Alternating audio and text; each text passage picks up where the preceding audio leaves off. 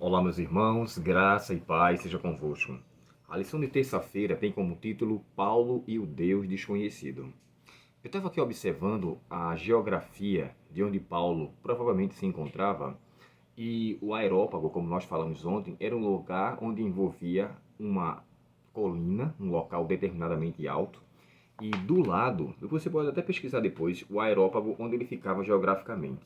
De onde ele estava e onde aconteceu todo esse episódio, Paulo via lá de cima, provavelmente, os deuses dos quais os atenienses veneravam. E diante daquela situação, ele viu vários altares. Dentre esses altares que ele tinha percebido, ele viu um que tinha lá escrito ao Deus desconhecido. Há uma certa discussão em relação a essa possibilidade, esse Deus desconhecido, mas tem um personagem que eu até mencionei aqui, até separei aqui o nome dele. Ele era um geógrafo, tá? E ele era, posso dizer até que, como se fosse um historiador que viveu ali no segundo século, no início do segundo século. E ele chega a descrever que existia vários altares até então a deuses desconhecidos, não só esse que Paulo estava vendo, mas outros mais. Então, assim, eles eram tão assim idólatras, eles veneravam tantos deuses que para não com que não faltasse algum desses deuses, ele então intitulava ao Deus desconhecido, porque por mais que ele não conhecesse, ele não queria que ninguém ficasse de fora, nenhum Deus ficasse de fora, e assim o fizesse. Bem, Paulo poderia, se caso quisesse, zombar deles. Como é que vocês adoram Deus que vocês nem conhecem? Vocês nem sabem de fato o que se trata.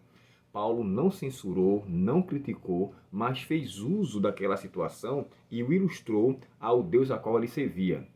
Bem diferente do que Jesus tratou quando ele estava com a mulher samaritana. Ele chegou para a mulher samaritana e falou assim: ó, vocês adoram o que não sabem.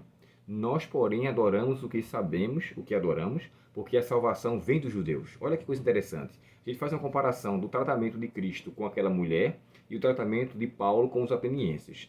Paulo estava em um grupo de pessoas, ele não quis ferir, é tanto que ele o chama de pessoas religiosas, devotas, né? As expressões que ele usa assim, olha, eu vejo que vocês são muito religiosos. Embora o termo religioso no original, ele pode ser tanto como um feiticeiro, uma pessoa idólatra, uma pessoa voltada para a magia, como uma pessoa também devota a algum deus. É bem provável, claro, que Paulo tenha usado essa segunda opção. O Deus a quem eles estavam, ou seja, a religião da qual eles serviam, era uma religião sincera que, embora eles fossem ignorantes daquilo que ele servia, é tanto que mais adiante Paulo chega a descrever, né, que Deus não leva em conta o tempo da sua ignorância, ele quer que todos se arrependam, que todos se voltem. E só para lembrar vocês aqui, o geógrafo que eu falei, o nome dele é Pausanias, que viveu ali no período no ano 150 depois de Cristo. Aqui diz assim, ó, esse homem, Pausânia, que na estrada de Falero, um dos portos de Atenas, havia altares, ele descreve que havia altares a deuses que eram chamados de desconhecidos. Aqui eu estou lendo o Comentário Bíblico Adventista, volume 6, na página 369, só para confirmar. Então, assim, Paulo fez uso daquela realidade entre eles, observou tudo que estava de fato ali sendo manifesto e apontou a Deus a quem ele servia. E uma coisa que me chama a atenção, Paulo reconheceu que diante daquela ignorância, daquela idolatria, ele viu uma oportunidade de falar do Deus verdadeiro. E ali, de fato, ele fala assim, olha, ao Deus desconhecido, o qual vocês não sabem, é a esse que eu vim anunciar. É esse, de fato, que eu vim trazer. É claro, irmãos, que muitos ali não acreditaram em Paulo, não aceitaram, observaram aquilo que ele disse, principalmente voltado para a ressurreição de Cristo, eles então foram embora. Mas me chama a atenção que no final do capítulo 34, perdão, capítulo 17, e no verso 34 diz assim, ó, eles se retiraram do conselho, mas alguns se ajuntaram e creram. Entre eles estava Dionísio, que era membro do conselho, e uma mulher chamada Dâmaris, que também estava junto com ele, e aqui fala mais, e alguns outros.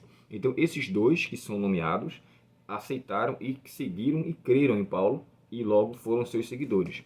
Porém, outros mais também o foram. O texto sagrado anteriormente, falando aqui no verso 32, diz assim, ó, quando ouviram Paulo falar essas coisas, da ressurreição dos mortos, alguns riram com desprezo, outros, porém, disseram, queremos ouvir mais tarde ou sobre isso em outra ocasião.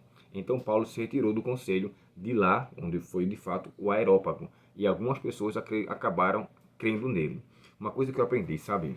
Independente da maneira como as pessoas se comportem aos nossos olhos, devemos sempre pregar a palavra, sempre fazer valer o conhecimento que Deus nos deu e fazer com que outros também sejam alcançados pela mensagem de esperança que lhes traz salvação.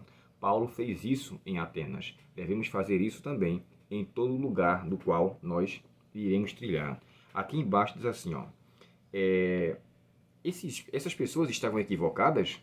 Claro, eles estavam equivocados, mas isso poderia ser abordado posteriormente. O importante no início era o fato de serem devotos em relação ao que compreendiam. Paulo reconheceu que o Espírito Santo poderia trabalhar com esse tema e então o explorou. Ele havia encontrado um ponto de discussão que despertaria o interesse deles. E assim Paulo fez. Levantou aquele assunto, viu que ali era um ponto crucial para poder trazer a mensagem e, mediante aquilo que eles conheciam, Paulo apresentou o Deus do qual ele servia. Sejamos sábios aos olhos de Deus e aproveitemos essas oportunidades para levar aos outros a mensagem de salvação com o mesmo interesse, com a mesma importância e, com certeza, com a atuação e o poder do Espírito Santo. Oremos ao Senhor. Querido Pai Celestial, muito te agradecemos por termos a Tua palavra e pedimos que nos dê sabedoria para saber usá-la de acordo com a Tua vontade. Assim como Paulo apresentou o Deus desconhecido do qual ele servia, desconhecido para eles, mas conhecido para Paulo, que nós possamos, Senhor, nos voltar para conhecer-te cada dia mais e, ao te conhecer, possamos proferir verdadeiramente com eficácia, com certeza e com convicção a palavra do Senhor. Dá-nos neste dia a tua paz, perdoa nossos pecados e nos ajuda a sermos missionários do Senhor. Te pedimos em nome de Jesus. Amém. Deus muito te abençoe, um ótimo dia em sua presença e até o próximo estudo, se Deus quiser.